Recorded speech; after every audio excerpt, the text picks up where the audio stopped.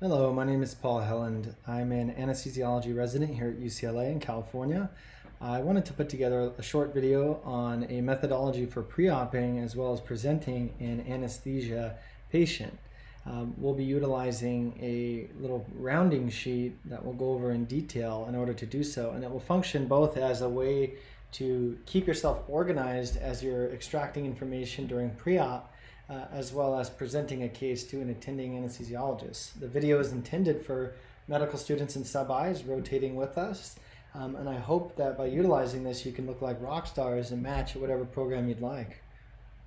So this is the rounding sheet, sort of a helicopter view of it. Now we're gonna go over piece by piece why things are the way they are in this sheet and how you can utilize them to keep your thoughts organized as you pre-op a patient as well as present.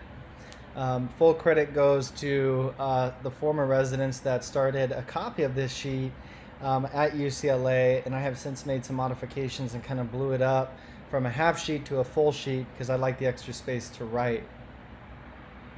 Most of us are familiar with the concept of a one-liner in internal medicine, and anesthesia, I believe, has something very similar. Starting at the very top of the rounding sheet, you'll see some information that is sort of like demographic in nature. So you have the name of the patient, of course, the type of surgery they're undergoing, as well as the reason that they're having the surgery itself, which is very important. The surgeon who's performing the surgery is important because each surgeon has different preferences that can be significant even for the same surgery. An easy example would be thyroid surgeries, with some ENT surgeons utilizing recurrent laryngeal nerve monitoring with special ET tubes while others do not. The attending, of course, is your own anesthesiology attending, whatever room it's occurring in, what time it's starting, and importantly, the length of the surgery, which can again impact our anesthetic plan. Weight, height, and BMI of the patient round out the one-liner, and again, we'll provide an example of how this flows together. But by providing your attending with this information, they can start to frame how they're going to put together that anesthetic plan. So after your one-liner, it's very critical to go over the surgical and anesthetic history as well as the exercise tolerance. And what we're trying to ask ourselves is, have they had surgery before? If so, what kind of anesthesia? And if they've had anesthesia, how did they tolerate it then? And with exercise tolerance, can their body tolerate it now? So with the anesthesia history in particular, it's helpful to overview the anesthetic records if you happen to have access to them. What you're looking for are things like postoperative nausea, vomiting, difficult airways, unusual drug usages, like lots of pressure requirements, were they on a drip at some point? And if they haven't had anesthesia, you can ask about family history of problems with anesthesia, such as delayed emergence or, of course, malignant hyperthermia. Exercise tolerance is very important, and I think most people understand to ask, can you ascend a flight of stairs or two? And it's important to understand why we're asking that. To the right here, I pulled this off of the ACC/AHA 2014 guidelines for perioperative risk reduction and risk stratification. And what we're trying to ask ourselves is, can this patient's heart tolerate anesthesia? And I'll let you go through this algorithm yourself, but ultimately, over here, greater than 4 METs, can be determined by somebody being able to ascend a flight of stairs or two without developing shortness of breath or chest pain or any of those cardiac symptoms. And if they're able to do that, based on these guidelines, they can proceed with surgery with no further testing. The algorithm itself is more detailed than what I've simplified, so I'll refer you to reviewing this on your own in a different lecture. Obviously, it's important to know if they've ever had any kind of tobacco smoking, whether it's ongoing or otherwise, if they drink alcohol or they do any recreational drugs. So the next thing you want to talk about with your attending and as you're pre-oping is the past medical history. Now we do so a little bit different in anesthesia and very similar to ICU rotations by a systems format, with certain systems getting deliberate more attention as they impact our anesthetics more than others. Starting with the cardiovascular system, we're looking for things like ischemic heart disease. Have they had stents recently? Are they on DAP therapy? Do they have a history of heart failure? Pacemakers, for what indication? Et cetera, et cetera. And unlike internal medicine, where there is sort of a hard line between discussing imaging and labs in the traditional presentation, you can take poetic license in anesthesia and pull things that are relevant for that system, like recent ECGs or echoes or stress tests. As you move on to the pulmonary system, things like COPD, asthma, how well those things are controlled is important. Recent chest x-rays and PFTs. Neuro, we're looking for things like CVAs, and then was there any residual deficits? Do they have chronic pain? If so, do they take any medications for it? How long have they been taking it, et cetera, et cetera. GI, GU, GERD would be an important thing. Active reflux, does it occur on a daily basis? Is it well controlled with medication? Endocrinopathies, diabetes being an easy one. So as you start to look at the past medical history, you want to ask yourself, how long has the patient had this particular disease process for? How well is it being managed? In other words, what are the treatments for it? And in particular, is there any end organ damage associated with that? Diabetes would be an easy example. Do they have concomitant kidney problems as well?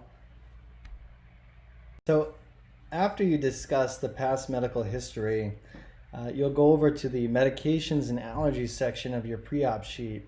Now, a common question you'll get from a lot of patients when you talk to them the night before is, hey doc, should I take X medication before surgery? And as you're taking a medication list from a patient, you should really ask yourself for each of those medications, should this patient take this medication? Why or why not? And oftentimes it's sort of unclear. Should somebody continue to take beta blockers versus ACE inhibitors, or what should you tell somebody to do about insulin versus oral hypoglycemic drugs? So to the right here, I borrowed this chart from an old edition of Basic Miller, and I really like it. The 7th edition has a slightly cleaner version of this table, but it's a nice place to start in terms of medications and what you should or shouldn't do with them the day before surgery, even the day of surgery. So I would ask that you reference that. The point is, though, is getting a list of medications isn't good enough in anesthesia. You should really ask yourself, how would we answer the question of, hey doc, should I take this before surgery? Obviously, allergies are important as well. Latex, iodine, shellfish with its association to contrast allergy, and of course things like penicillin allergy, as they might impact our ability to give certain antibiotics prophylactically. So after discussing the medications and allergies, you can then talk about physical exam findings, as well as laboratory studies and imaging. The physical exam itself, oftentimes you won't have done because you'll meet patients in pre-op the day of their surgery, so you won't really have much to add to this. You might mention things that you know about after discussing with a patient, like patient has residual right-sided weakness from a stroke back in the day. And if you happen to have a patient that's inpatient already that you've gone to go see, done an exam, and then consented before you speak to your attending, then you would have some data on which you could relay. Laboratories and studies, like I mentioned, I put this section in here just to remind yourself to look at them. Specific imaging studies can be helpful as well. For example, if you know you're taking out a retroperitoneal sarcoma, it might be useful to kind of get an idea of the size of that mass, as it might key you up to whether or not you want to get a particular IV access, several of them, large bore or otherwise, and whether or not you might want to have blood on standby. And then, of course, CT chest can help us out with underlying pulmonary pathology, and then CT neck or neck films in people with like rheumatoid arthritis that might tee you off to cervical instability. So now you've gathered all your data, you've pre-op this patient, you know all about their past medical history, anesthetics, surgical history, what meds they're on, you've done your exam, you've looked at the labs, now you're empowering yourself to make that anesthetic plan.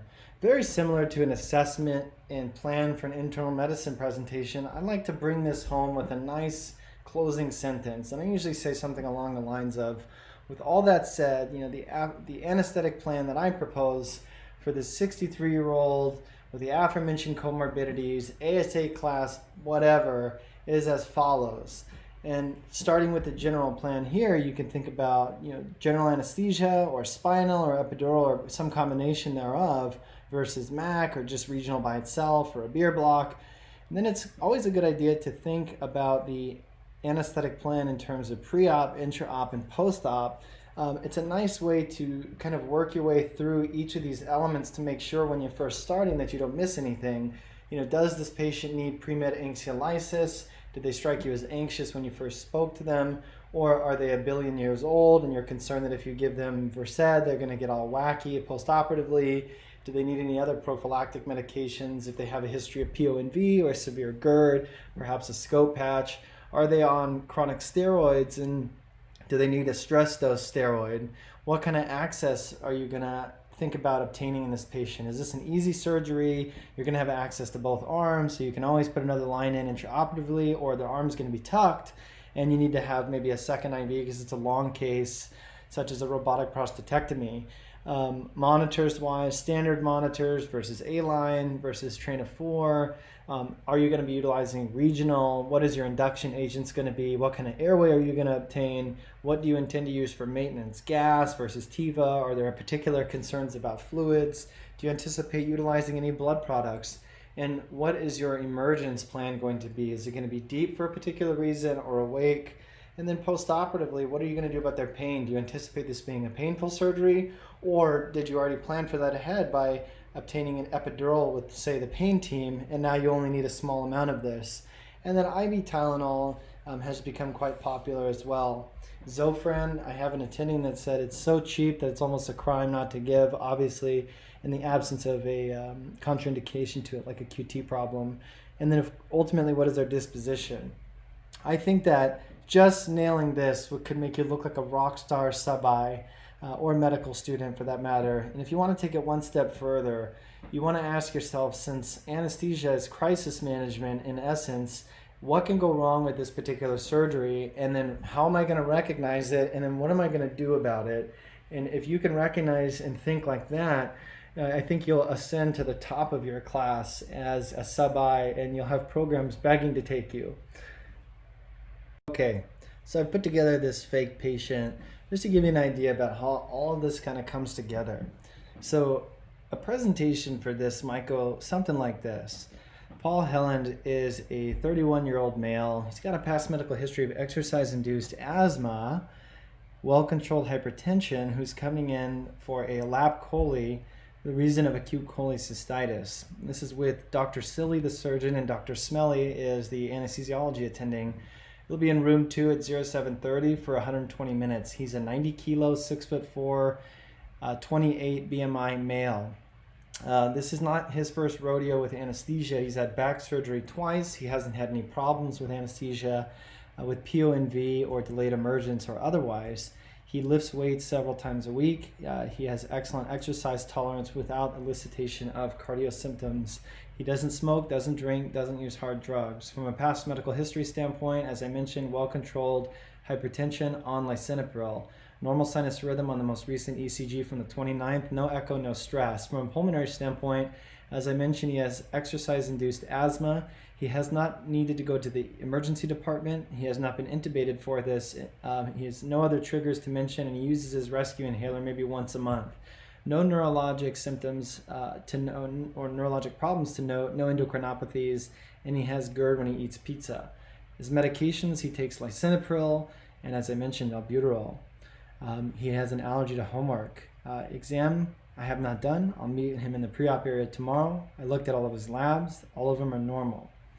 So the anesthetic plan I propose for this 31-year-old male with the aforementioned comorbidities coming in for a lap chole, ASA class 2, is a general anesthesia. He sounds like an anxious guy. I'll give him some pre-med anxiolysis. In the terms of other prophylactic medications, I might have him take a few puffs of his albuterol so we don't trigger his or we reduce the risk of triggering a bronchospasm. Single PIV, standard ASA monitors, train of 4, no regional. I plan on to induce with lidocaine, fentanyl, propofol, and rock, utilizing a 7.5 ET tube with SIVO for maintenance, no fluids or blood products of note. I plan on using an awake emergence with Sugamidex for reversal, IV Tylenol intraoperatively with working in some Dilaudid towards the end of the case, Zofran, as this is a case that can predispose the patient to PONV. We'll also utilize dexamethasone for that same reason. Potential problems include blah, blah, blah, and this is what I intend to do about them. So in conclusion, anesthesia is awesome. We're all very glad that you're choosing to go into it. I'm very partial to UCLA. I think it's a wonderful place to train. We're happy to have you guys as students. You can feel free to distribute this little video to whoever you think may benefit from it. I will put a link to the PDF itself for the pre-op sheet in the description. And thank you so much for watching. If you guys need anything at all during your rotation with us, don't hesitate to email me or text me. I'll be emailing you guys my contact information.